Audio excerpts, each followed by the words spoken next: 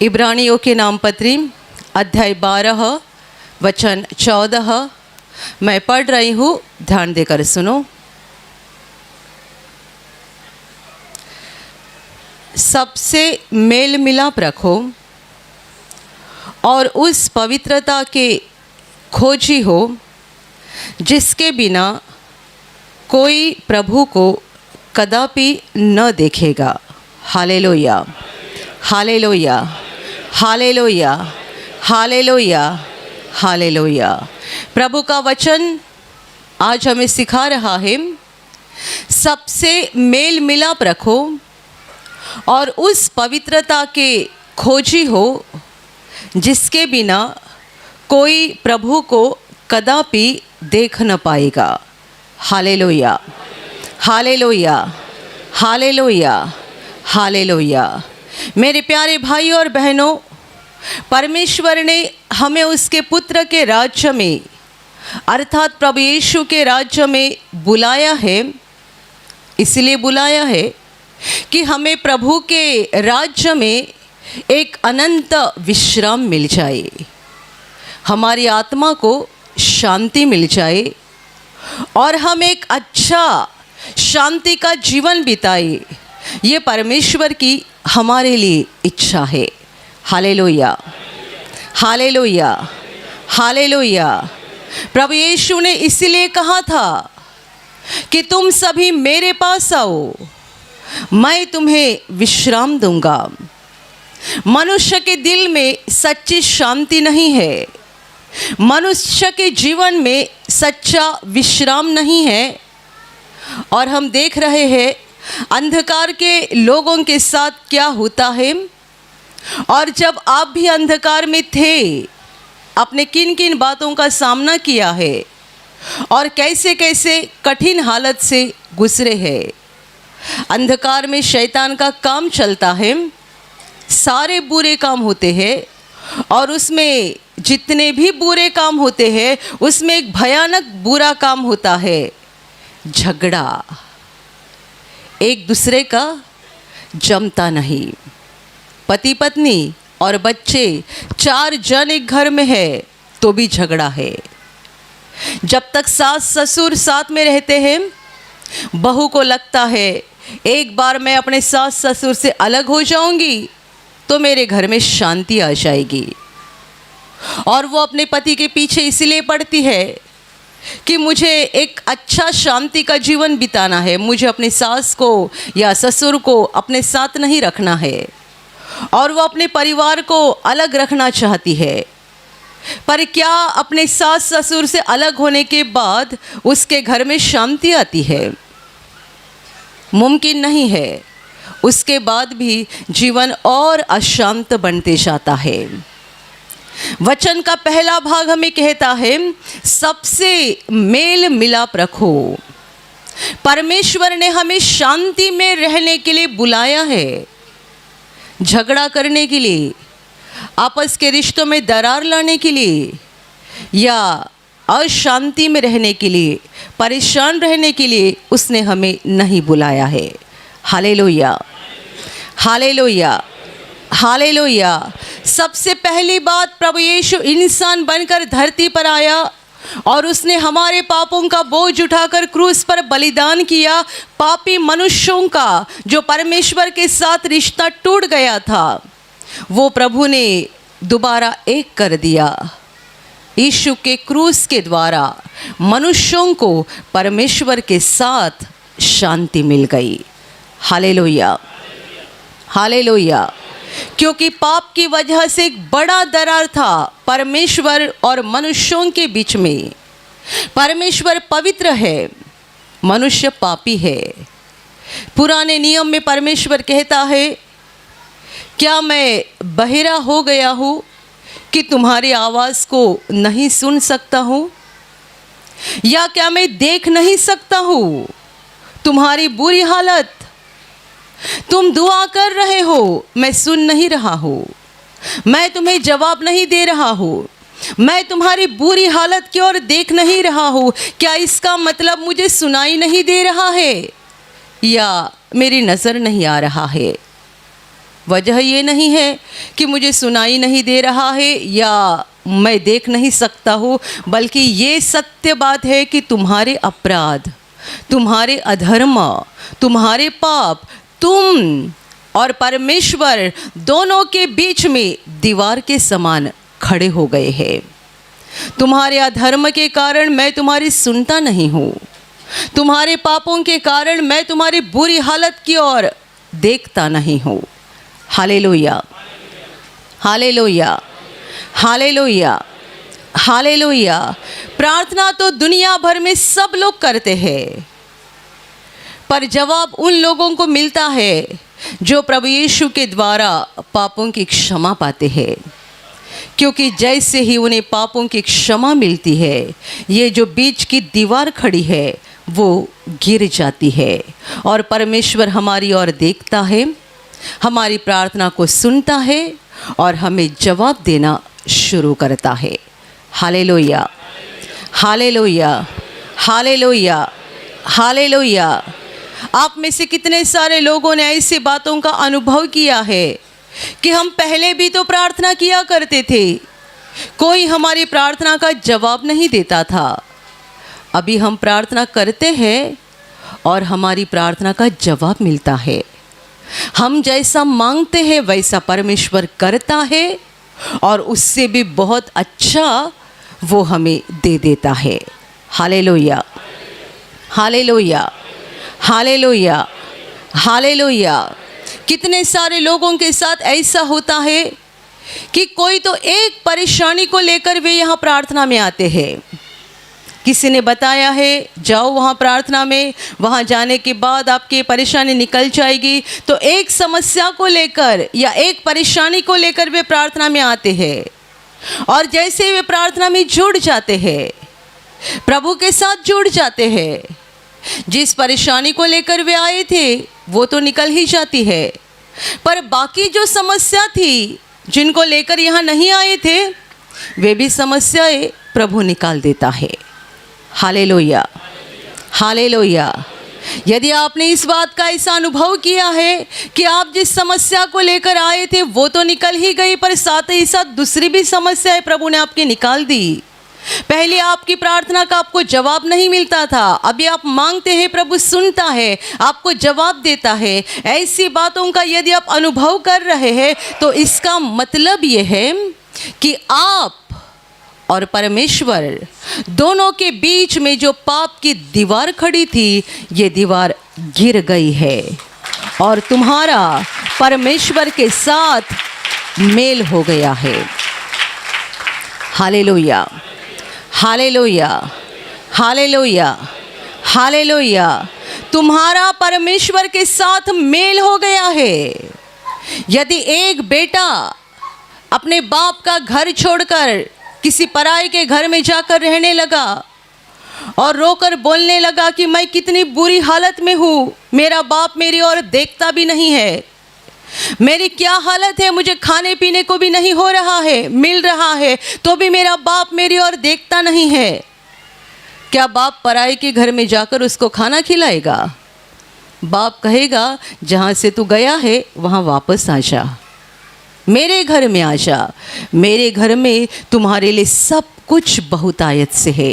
एक बार तुमने मेरे घर के अंदर कदम रखा, तुम्हारे दुख को मैं देखूंगा, परेशानियों को दिखूंगा, तुम्हारा ध्यान रखूंगा और तुम्हारी सारी ज़रूरतों को पूरा करूंगा।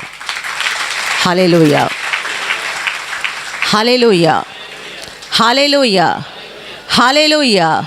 हम पराई के घर में थे, यानी शैतान के राज्य में थे और बोल रहे थे है कहाँ परमेश्वर, मेरी प्रार्थना नहीं सुन रहा है, मुझे जवाब नहीं दे रहा है, मेरी ओर नहीं देख रहा है। जब हम अंधकार में थे तब चिल्ला रहे थे, जैसे ही हमने कदम उठाया और प्रभु यीशु के क्रूस के पास आ गए, अपने पापों को मान लिया, पश्चाताप किया, क्षमा मांगा, वो मेरा प्रभु जिसने मेरे लिए क्रूस पर बलिदान किया है, उस पर दिल से विश्वास करके उसे दिल में ग्रहण किया। जैसे ही हम ऐसा करते हैं, आपने ऐसा किया, तभी पापों की आपको क्षमा मिल गई। स्वर्ग से परमेश्वर ने कहा तू मेरा बेटा है, तू मेरी बेटी है, मैंने तुझे पापों की क्षमा की है। और जैसे ही प्रभु कहता है मैंने तुझे पापों की क्षमा की है, ये पाप की दीवार गिर जाती है और परमेश्वर के साथ पापी मनुष्य का मेल हो जाता है। इसका मतलब अभी हम पराई के घर में नहीं है, बल्कि हम अपने घर में पहुँचे हैं, हमारे सच्चे जिंदा बाप के घर में पहुँचे हैं। Hallelujah, hallelujah, hallelujah. ये है परमेश्वर के साथ मेल, ये है परमेश्वर के साथ शांति, जो प्रभु यीशु के क्रूस के बलिदान के कारण हो गई है। मेरे प्यारे भाई और बहनों, परमेश्वर आगे जाकर हमसे ये भी चाहता है कि हम दूसरे मनुष्यों से भी मेल रखें, क्योंकि दूसरे लोग भी परमेश्वर के ही बच्चे हैं। वचन कहता है सबके साथ मेल मिलाप रखो, ये परमेश्वर की उसके लोगों को आज्ञा है। हम ऐसा नहीं बोल सकते हैं मैंने प्रभु यीशु पर विश्वास किया है, मैं परमेश्वर की बेटी हूँ या मैं परमेश्वर का बेटा हूँ, मैं उसके घर में हूँ, मुझे किसी की कमी नहीं है। ऐसा हम बोलते हैं, अच्छी बात है, पर यदि आगे बढ़कर हम ऐसा बोलते हैं मुझे किसी की ज़रूरत नहीं है, मैं इससे क्यों बात करूं, मैं उससे क्यों बात करूं, मैं इससे क्यों बात करूं, मैं उससे क्यों बात करूं, इससे मुझे क्या लेना देना है, उससे मुझे क्या लेना देना है, मुझे किसी की ज़रूरत नहीं है, ऐसा यदि हम बोलते हैं इसका मतलब हमारा सच्चा मेल नहीं हुआ है। बाइबल कहती है जो कोई प्रेम करता है उसने परमेश्वर को देखा है, जो प्रेम नहीं करता उसने परमेश्वर को नहीं देखा है, क्योंकि परमेश्वर प्रेम है। Hallelujah, hallelujah, hallelujah, hallelujah. क्रूस का संदेश ये मेल मिलाप का संदेश है, क्रूस का संदेश ये शांति का संदेश है। हमें परमेश्वर के साथ मेल करना है और साथ ही साथ मनुष्यों के साथ भी मेल मिलाप रखना है। Hallelujah, hallelujah, hallelujah. हम निवासी शिविर में ऐसे एक भाई की गवाही दिखाते हैं जो दूसरे राज्य के हैं, अभी प्रभु की सेवा कर रहे हैं, जिनका पहला जीवन एक भयानक बुरा जीवन था, जो राजनीति में थे और ऐसा भयानक जीवन बिता रहे थे कि उनके जीवन में कोई शांति नहीं थी। ये भाई को प्रभु की पहचान तब हो गई जब वे ऐसे एक परिवार में गए थे जो एक साधारण परिवार था। उस परिवार में इसलिए उनको जाना पड़ा कि उनको पकड़ने के लिए, मारने के लिए कोई लोग उनके पीछे पड़े थे, तो उन्हें अपना घर छोड़कर भागना पड़ा। उनके पास बहुत पैसा था, बहुत जायदाद थी और राजनीति में होने के कारण एक बड़ा सम्मान भी उनके पास था, पर ऐसी नौबत आ गई कि उन्हें अपना घर परिवार छोड़कर एक साधारण परिवार में जाकर रहना पड़ा बचने के लिए। और जब ये भाई वहाँ जाकर रह रहे थे तभी उन्होंने देखा ये परिवार तो एक साधारण परिवार है, इनके पास छोटा सा ही घर है, इनके पास बहुत सारी चीज़ें हैं, ऐसी कोई बात नहीं है, मामूली लोग हैं ये, पर इनके घर में कितनी शांति है। पति पत्नी और 2 बच्चे थे। यह ऐसा परिवार था जो प्रभु पे विश्वास करता था, हर रविवार प्रार्थना में जाते थे, हर दिन घर में प्रार्थना करते थे, सबों के बीच में प्रेम था। ये भाई ये सारी बात को देख रहे थे कि मेरे पास इतना पैसा है, इतनी जायदाद है, पर मैंने ऐसी शांति अपने जीवन में कभी नहीं पाई। वे खोज करने लगे कि क्या वजह है कि इनके पास सारी चीज़ें बहुतायत से न होने के बावजूद भी ये इतने खुश कैसे है, इनके जीवन में ऐसी शांति कैसी है। और उन्हें पता चला कि प्रभु यीशु के द्वारा इन्हें ये शांति मिल गई है।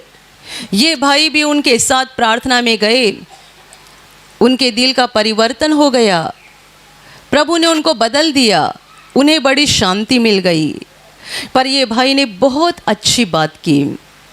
प्रभु को ग्रहण करने के बाद वे ऐसे हर व्यक्ति के पास गए जिनको उन्होंने सताया था, या ऐसे लोग जिनके घर के किसी की उन्होंने हत्या की थी, या ऐसे लोग जिनके साथ बहुत बुरा बर्ताव किया था।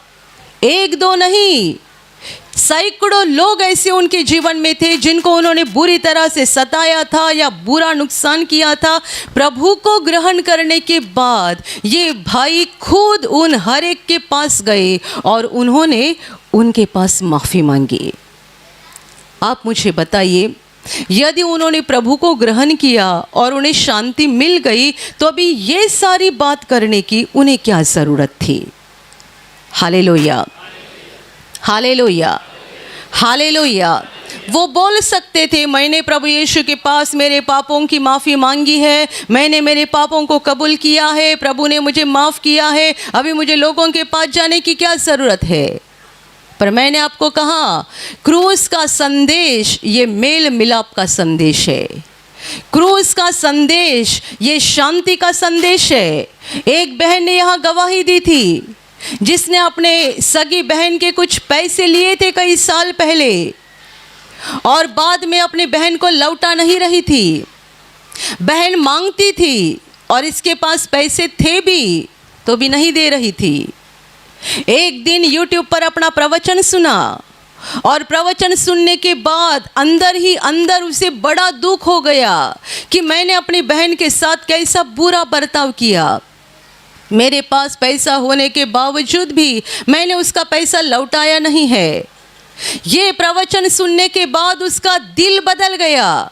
तुरंत उसने अपनी बहन को फ़ोन किया और कहा, मुझे तुम्हारा अकाउंट नंबर दीजिए, मैं तुम्हारे पैसे लौटा रही हूँ। हालेलुया।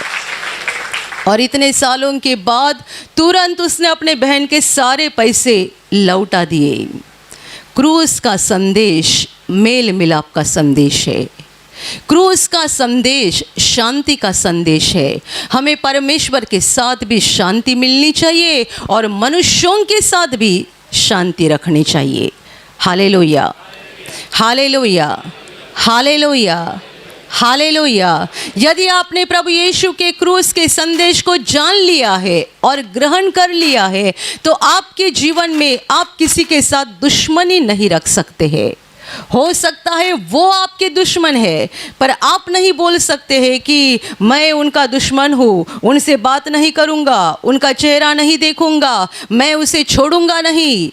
ये बातें हमारे ज़बान में और हमारे मुँह में नहीं होनी चाहिए।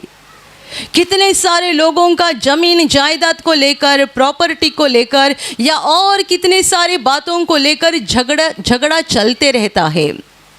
मेरे प्यारे भाई और बहनों, यदि आपने क्रूस के संदेश को ग्रहण किया है, तो आपको परमेश्वर ने एक शांति का जीवन जीने के लिए बुलाया है। अशांति का नहीं, झगड़े का नहीं, परेशानी का नहीं। हो सकता है आपके भाई ने या आपके रिश्तेदार ने आपको फंसाया है या आपके ऊपर कोर्ट में केस डाल दी है, ऐसा कुछ भी हुआ रहेगा। आपका फ़र्ज़ है कि आप हर दिन प्रभु के सामने आकर ये सारे बोझ को प्रभु के हाथ में दे दो। उनके साथ नहीं लड़ते रहना है, उनके साथ नहीं लड़ते रहना है, बल्कि हमें हमारे बोझ को प्रभु के हाथ में देना सीखना है और ये प्रार्थना करनी चाहिए, हे प्रभु, आज तक मैंने भी इस बात के लिए लड़ाई झगड़ा किया है, पर आज से नहीं, अब से नहीं करूँगा। ये सारा बोझ मैं तुम्हारे हाथ में दे रहा हूँ। जो भी हो जाए तुम्हारी इच्छा के अनुसार हो जाए, तुम्हारी इच्छा पूरी हो जाए। किसी ने आपकी जायदाद छीन के ली है, प्रभु से कहो, प्रभु यदि तू मुझे लौटाना चाहता है तो मुझे लौटा दे, और यदि नहीं देना चाहता है तो भी ठीक बात है, जो भी हो जाए तेरी मर्जी के अनुसार हो जाए। Hallelujah, hallelujah. वचन कहता है सबसे मेल मिलाप रखो।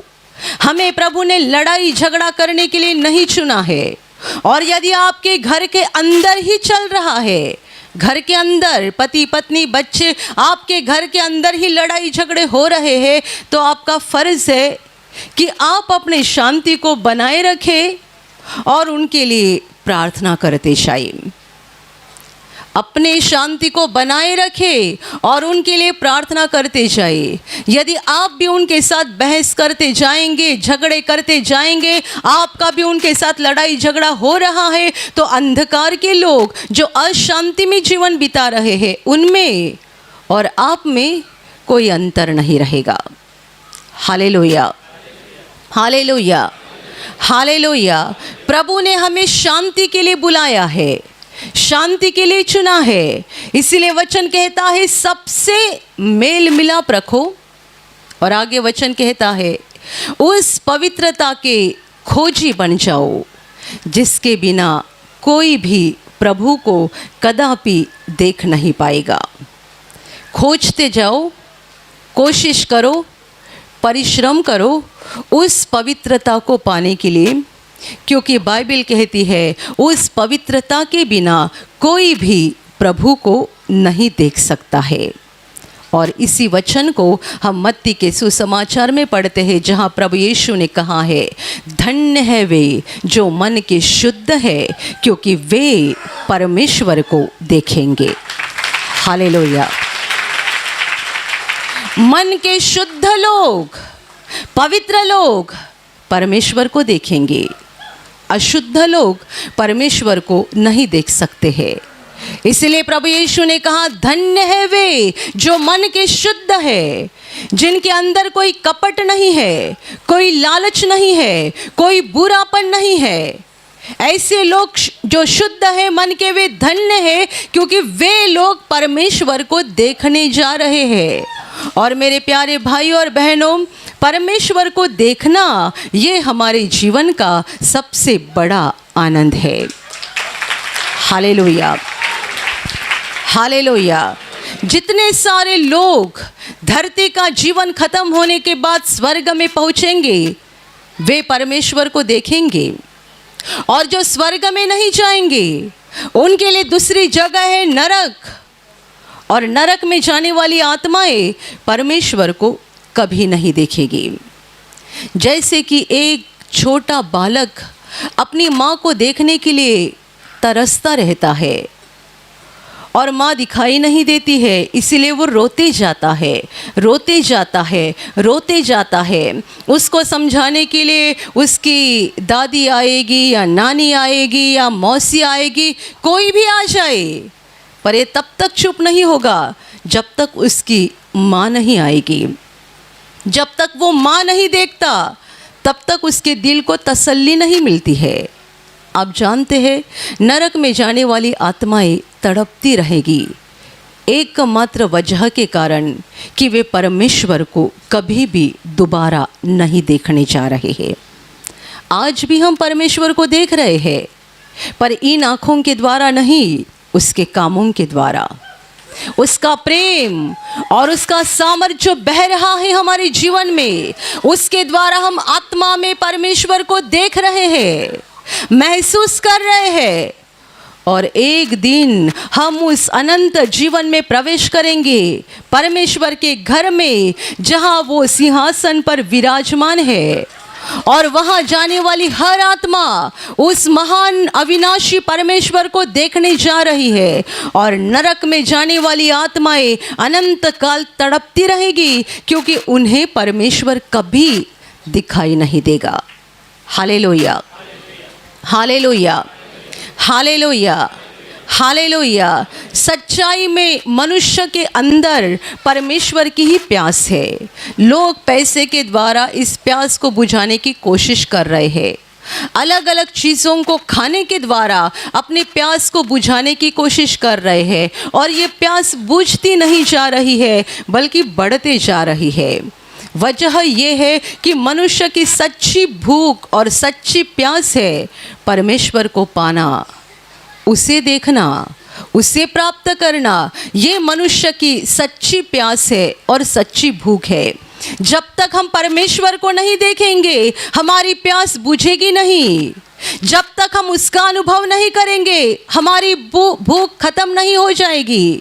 दुनिया के लोग पैसा, संपत्ति और सारी भौतिक चीज़ों में इन बातों को तृप्त करने की कोशिश कर रहे हैं, अपनी आत्मा को तृप्त करने की कोशिश कर रहे हैं, और ये उनकी भूख और प्यास बढ़ते जा रही है, क्योंकि ये बातें हमारी आत्मा को कभी भी तृप्त नहीं कर सकती है।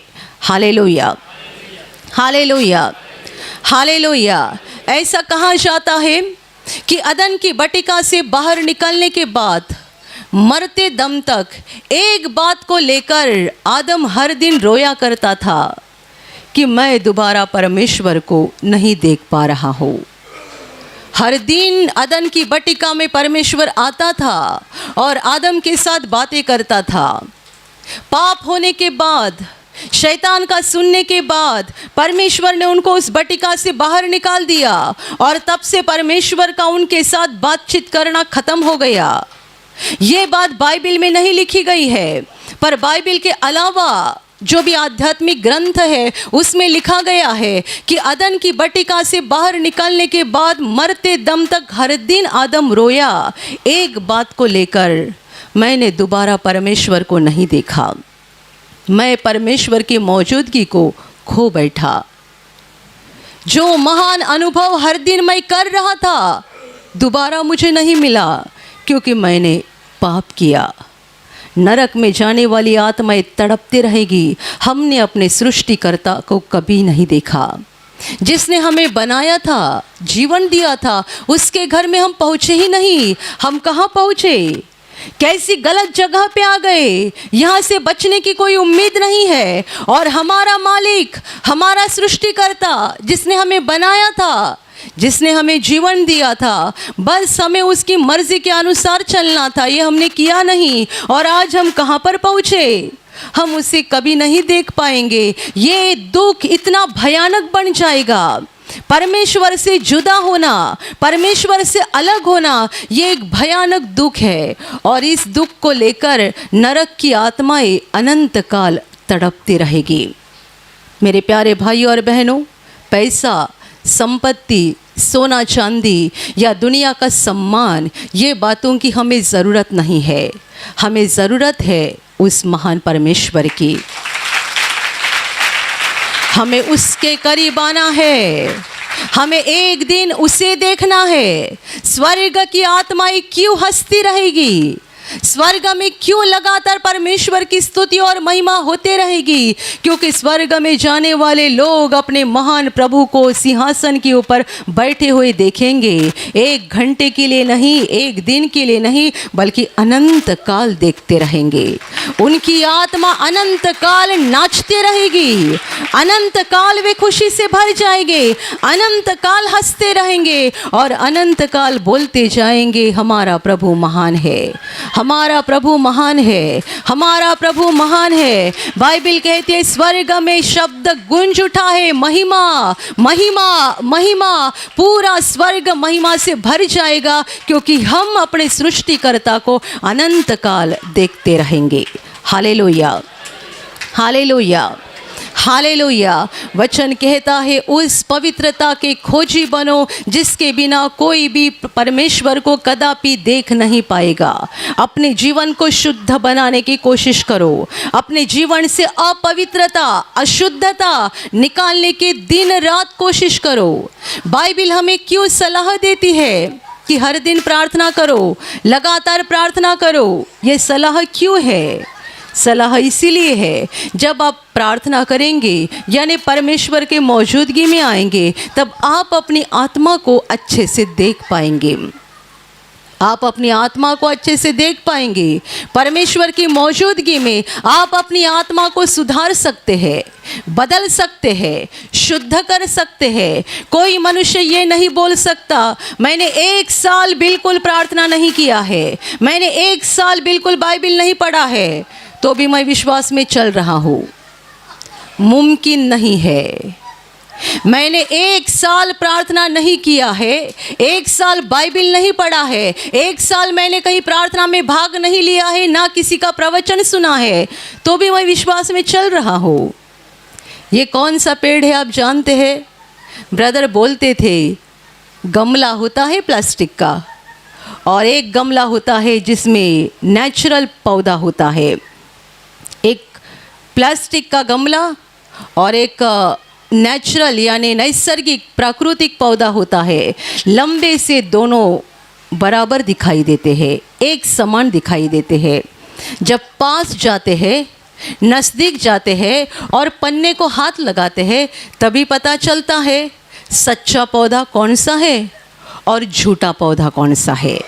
Hallelujah, hallelujah, hallelujah, hallelujah. आप जान रहे हो मैं आपको क्या बता रही हूँ? आप प्लास्टिक का गमला है या नेचुरल ओरिजिनल पौधा है? आप कौन हो? आप अपनी आत्मा में परखो। 1 साल मैंने प्रार्थना नहीं किया है, 1 साल मैंने बाइबल नहीं पढ़ा है, 1 साल मैंने किसी प्रार्थना में ना भाग लिया है, ना कोई वचन को सुना है और बोल रहेगा कि मैं विश्वास में चल रहा हूँ। मुमकिन नहीं है। ये बस आपके ज़बान की बात है, बाहर से दिख रहा है। बाहर से आप लोगों को दिखाने की कोशिश कर रहे कि हमने प्रभु यीशु पर विश्वास किया है। नज़दीक जाने पर, हाथ लगाने पर मालूम हो जाएगा। एक संकट आ जाएगा, एक परीक्षा आ जाएगी, एक लालच आपके सामने आ खड़ी हो जाएगी और आप तुरंत गिर जाओगे। तब समझ में आ जाएगा आपका पौधा ओरिजिनल नहीं था बल्कि प्लास्टिक का था। Hallelujah, hallelujah, hallelujah. जो प्रार्थना नहीं करते हैं, परमेश्वर के वचनों को नहीं पढ़ते हैं, जो प्रार्थना सभाओं में भाग नहीं लेते हैं और जो अपने आप को बदलने की कोशिश नहीं करते हैं, वे उस दुष्ट शैतान के हाथ में जाते हैं। ऊपर ऊपर से नजर आता है कि इनका प्रभु पे विश्वास है, पर अंदर से उनका पूरा जीवन अशुद्ध होता है। वे लालच से भरे हुए होते हैं, कपट से भरे हुए होते हैं, हर प्रकार की नफरत से और घृणा से भरे हुए होते हैं। दूसरों के प्रति उनके दिल में कोई प्रेम नहीं होता है, कोई सम्मान या आदर नहीं होता है। चेहरे से लगता है कि इनका प्रभु पे विश्वास है, अंदर से उनका जीवन अपवित्र है। Hallelujah, hallelujah, hallelujah. मेरे प्यारे भाई और बहनों, अपने आप को बदलने की कोशिश करो। पवित्र बनना ये बात एक दिन में संभव नहीं है। हम एक दिन में पवित्र नहीं बन सकते हैं। इसलिए हर दिन हमें प्रार्थना करनी चाहिए, हर दिन परमेश्वर के वचनों को पढ़ना है, हर दिन वचन को सुनना है, हमारी आत्मा को जांचना है, परखना है और अपने आप को बदलना है। हमारे जीवन की गलत चीज़ों को निकाल देना है। ये परखते जाना है कि मेरे जीवन में ऐसा क्या है जो प्रभु को पसंद नहीं है। मेरे जीवन में ऐसा क्या है जिससे परमेश्वर नाराज़ है। ढूंढना है और उन बातों को निकालना है। जीवन को ऐसा बनाना है जिसके द्वारा परमेश्वर प्रसन्न हो जाएगा। वचन कहता है उस पवित्रता के खोजी बनो। Hallelujah, hallelujah, hallelujah. क्योंकि प्रभु के लोग भी पैसा और सांसारिक चीज़ों के पीछे पड़े रहते हैं और पवित्रता को छोड़ देते हैं। उन्हें लगता है हम एक बार प्रार्थना में जाते हैं, समय मिलेगा तो प्रार्थना करते हैं, समय मिलेगा तो बाइबल पढ़ते हैं, काफ़ी है। ये काफ़ी नहीं है। हमें अपनी आत्मा को बदलना है। हम अपनी गंदी आत्मा को स्वर्ग में नहीं लेकर जा सकते। परमेश्वर गंदी आत्मा को स्वर्ग में नहीं लेगा।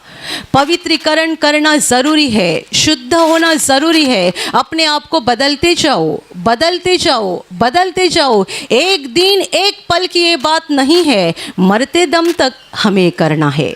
Hallelujah, hallelujah, hallelujah. दिल से परमेश्वर से प्रेम रखो और दिल से मनुष्यों से प्रेम रखो। अपने जीवन की बुरी बातें निकालकर अपने आप को पवित्र बनाने की कोशिश करते जाओ, ताकि एक दिन हम अनंत जीवन में पहुँचेंगे और अनंत काल तक परमेश्वर को देखते रहेंगे। Hallelujah, hallelujah, hallelujah, hallelujah. और अभी प्रार्थना करने का समय है। आप विश्वास करो कि एक पल में प्रभु यीशु आपको छूकर चंगाई देगा। एक पल में वो आपके जीवन का दुख निकाल देगा और आपके आंसुओं को खुशी में बदल देगा, क्योंकि उसके लिए असंभव कुछ नहीं है, अनहोनी बात एक भी नहीं है। प्रभु यीशु आज भी जिंदा है। 2000 वर्ष पहले वो शरीर रूप में धरती पर था, आज शरीर रूप में नहीं बल्कि आत्मा के रूप में है। और दुनिया के कोने कोने में जहाँ जहाँ लोग विश्वास के साथ उसको पुकारते हैं, उसके पास प्रार्थना करते हैं, उन सबों की पुकार को प्रभु सुनता है, उन्हें चंगा करता है, उनके आंसुओं को पोंछ देता है और उनके जीवन को खुशी से भर देता है। आप भी इसी विश्वास के साथ आपके बीमार भाग पर हाथ रखो, और यदि वहाँ हाथ नहीं रख सकते हैं तो अपने सीने पर हाथ रखो। प्रभु यीशु के नाम से इसी क्षण आपके शरीर की सारी बीमारियां निकल जाए। यीशु के नाम से आपके जीवन का सारा दुख निकल जाए।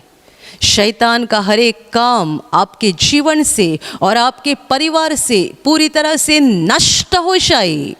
यीशु के नाम से, प्रभु यीशु के नाम से शैतान का सारा काम आपके जीवन से नष्ट हो जाए। सारी दुष्ट आत्माओं को प्रभु यीशु के नाम से मैं आज्ञा दे रही हूँ, इसी क्षण इन्हें छोड़कर निकल जाओ और वापस उनमें नहीं आना। इसी क्षण प्रभु का महान सामर्थ आपके ऊपर आ जाए। प्रभु का महान सामर्थ आपके ऊपर आ जाए। प्रभु का महान सामर्थ आपके ऊपर आ जाए। इसी घड़ी पवित्र आत्मा की खुशी आपके दिल में आ जाए, पवित्र आत्मा की शांति आपके दिल में आ जाए और आपका जीवन स्वर्ग की रोशनी से भर जाए। आमीन।